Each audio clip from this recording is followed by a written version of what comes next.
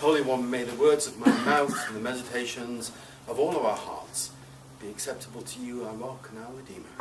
Amen. Amen.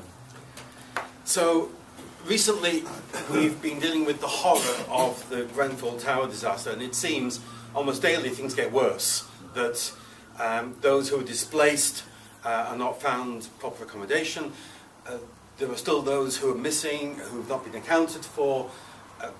Loved ones who are still hoping against hope because they haven't had definitive news. It's dreadful, and it takes me back to an experience I had when I was a child. When I was about 5, my father gave me this very strange storybook, and I don't remember any of the stories in it except for one.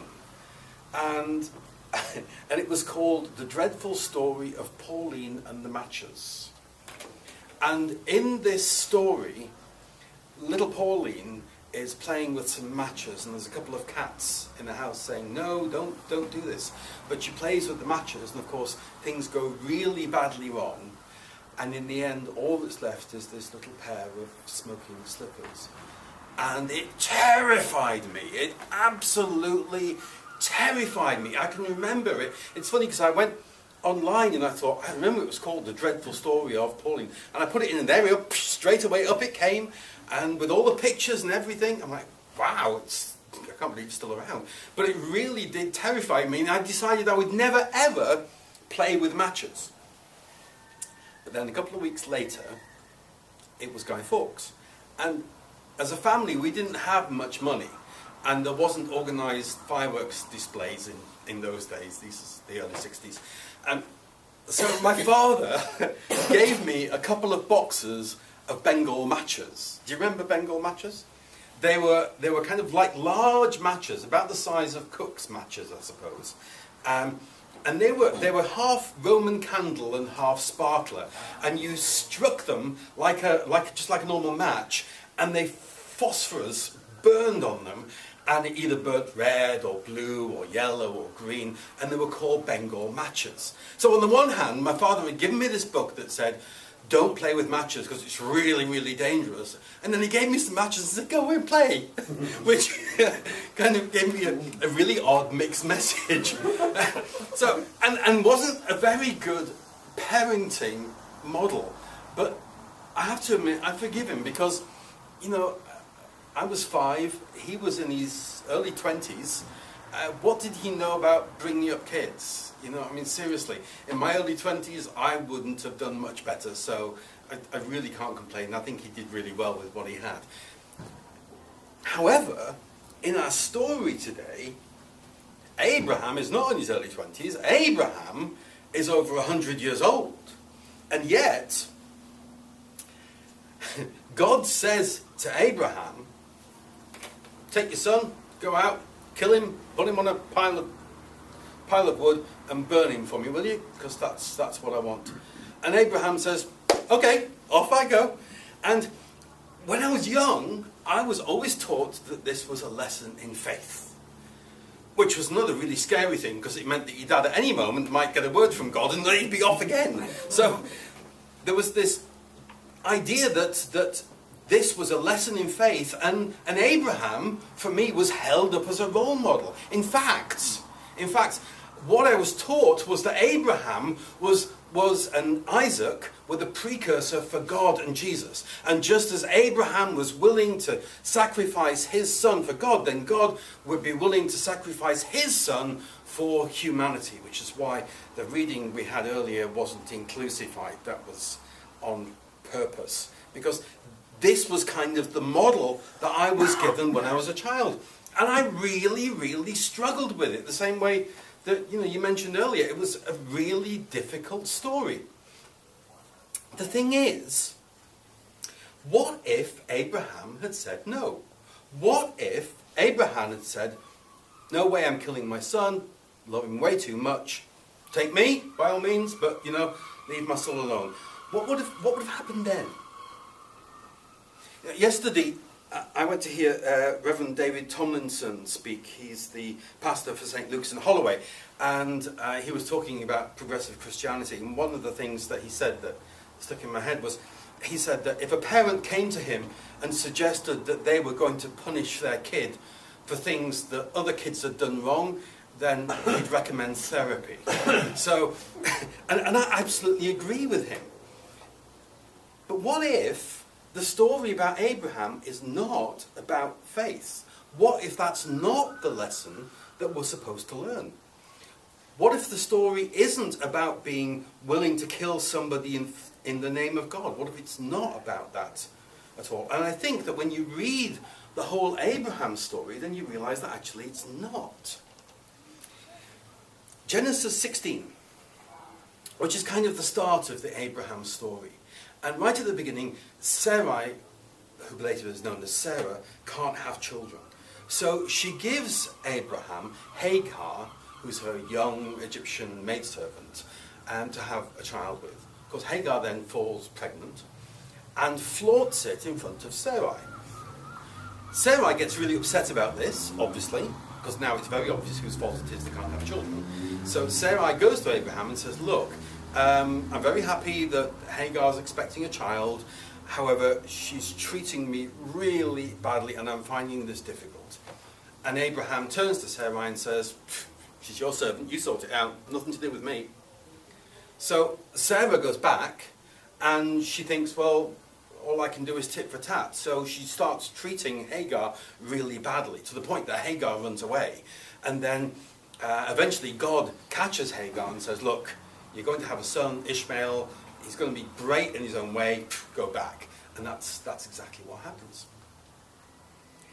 A little later on, in Genesis 18, Abraham has 3 visitors, 3 angels, that come to him as he's sat under the trees. Do you remember the story?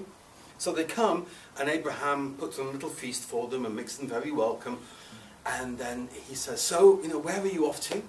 And they said, we're going to Sodom and Gomorrah. And he's like, oh, okay, interesting choice. And they went, yeah, we're going to destroy it. Because God heard that actually the way that they treat their neighbours and the way that they treat people is so abominable, atrocious, that God has no choice but to kill them. At which point Abraham says, okay, now bear in mind that Abraham's nephew Lot lives in Sodom with his wife and his children. So Abraham says, what if you find 100 people there that are good people? Would you still destroy the city? And they have a little conflict. No, okay. If there's 100 people, then we won't destroy the city. He's like, okay. Well, what if there's 50? No. Okay. No, if there's 50 people that are good people, then we won't destroy the city. And he says, okay. What about if there's 25? Okay, if there's 25, we'll not destroy the city. What if there's 10? Okay, if there's 10, we'll not destroy the city. At which point, Abraham leaves it. The angels go off to Sodom and Gomorrah. They destroy the 2 cities, but even though they don't find 10 righteous people, they do save Lot, who's Abraham's nephew, and his wife, and the 2 girls, even though, of course, the wife looks back and gets turned into a pillar of salt, and then the girls end up, in a difficult situation later on. So, to say the least.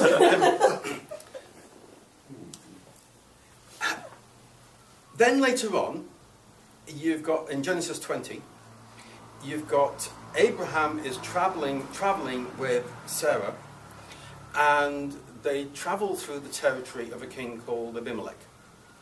And Abraham says to Sarah, look, I can see this is going to be a problem because you're a good-looking woman, and if they know that you're my wife, they might kill me to get you. So if anybody asks, just say that you're my sister. And she says, okay.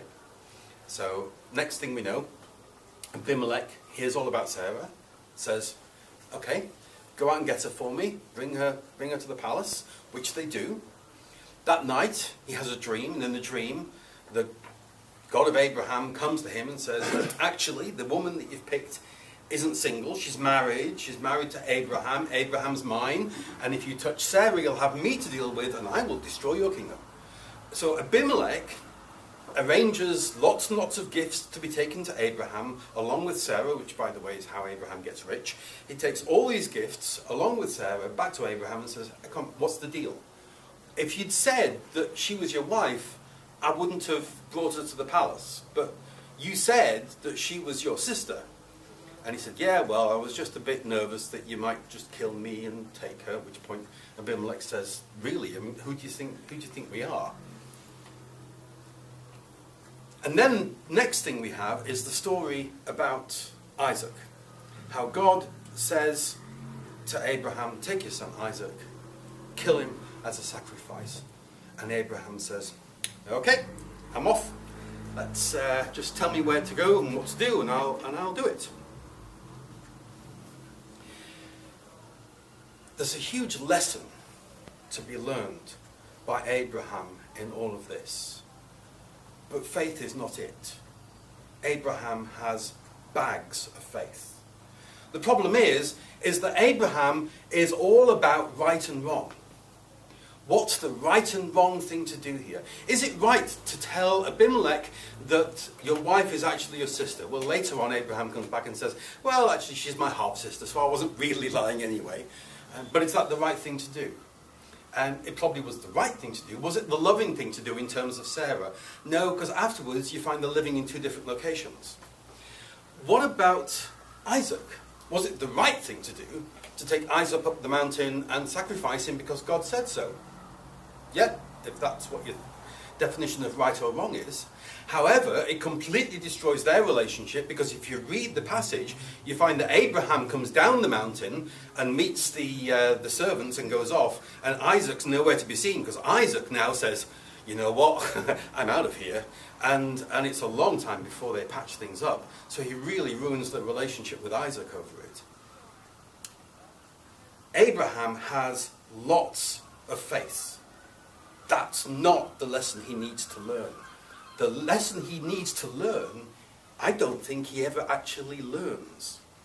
1 Corinthians chapter 13, we know it's all about love. The Apostle Paul talks all about what love is. And he says, now these three remain: faith, hope, and love. But the greatest of these is love.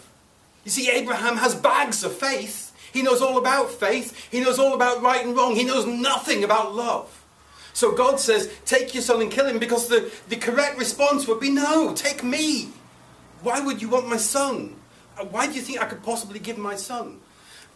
In terms of his wife, the correct answer would be, she's my wife, I love her, I am going to protect her and be with her and show her how much I care.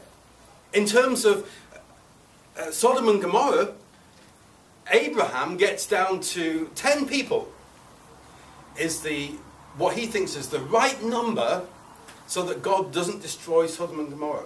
What he doesn't do is get down to, you know what? Why are you destroying Sodom and Gomorrah instead of going in and changing these people? You know, surely God can go in and change these people and change their hearts and minds. Surely we can do something about it. You don't need to kill them all, do you? But no, because for Abraham, killing them is the right thing to do. The lesson that he never learns is how to love. You know, I think the world is full of people of faith. I imagine it takes all kinds of faith, or faith of a sort, to strap on a suicide vest, yell Allahu Akbar, and blow yourself up, killing a whole load of innocents with you. But I also think that those very same people have missed the greatest lesson in life, which is the lesson that Abraham misses.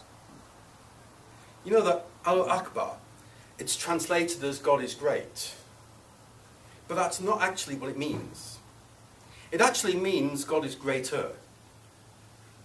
And the reason why that's an important difference is because it means God is greater than anything real or imagined. That's the wording in the Quran. It's a cry of joy. It's a cry of peace. It's words that remind us, ironically, that faith is not enough. That it's simply a stepping stone to love. Because God is greater than any dogma, any belief, any religion, any situation. God is greater than any of these things. And they miss the point. You know, in the Gospels, the word faith is used around 30 times. The word love is used around 100 times. Jesus comes to live the great lesson that Abraham didn't learn. That life is not about faith, that life is about love. That God isn't looking for people of faith, God is looking for people of love. And there's a huge difference. I mean, what if humanity learned that faith was really just a poor cousin of love, a stepping stone, a lesson to be learned on the way, and that it was often more trouble than it was worth? What if the only dogma taught us truth was love? And the laws that Jesus gave, you know, it's all summed up in love God, love your neighbour. What if they were the goal of every religious convert? How different would the world be? I believe that if you can imagine that difference, then what you see is the kingdom of God, which is the truth that Jesus lived and died for, that love is the most important thing. Abraham got stuck in faith. Jesus went a step further and lived in love. The big question is, which is the important one for us? Amen.